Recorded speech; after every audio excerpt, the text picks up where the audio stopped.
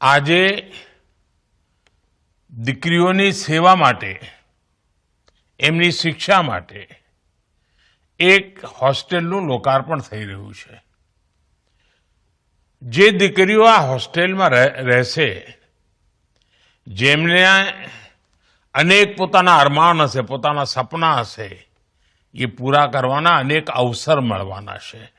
અને એટલું જ નહીં, આ દીકરીઓ જ્યારે પોતાના પગ ઉપર ઊભી હશે, સામર્થ્યવાન થઈ હશે, ત્યારે રાષ્ટ્ર નિર્માણ પર પણ એમની અહમ ભૂમિકા સ્વાભાવિક બનવાની છે.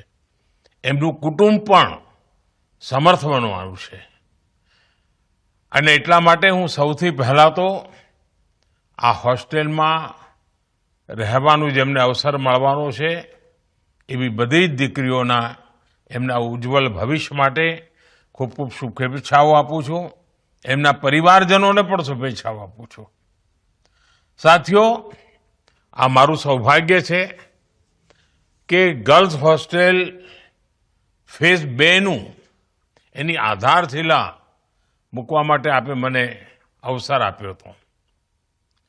અને આજે સમાજના ભગીરથ પ્રયાસોથી 3000 દીકરીઓને માટે ઉત્તમ વ્યવસ્થા, ઉત્તમ સગવડ સાથે આ ભવ્ય ઇમારત એમને મળી રહી છે.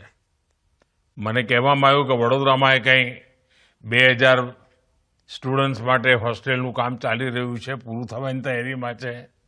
સુરત, રાજકોટ, મહેસાણા, એમાં પણ આ પ્રકારના એજ્યુકેશનના, લર્નિંગના, ટ્રેનિંગના એવા અનેક સેન્ટર્સ બનાવવામાં આવી રહ્યા છે.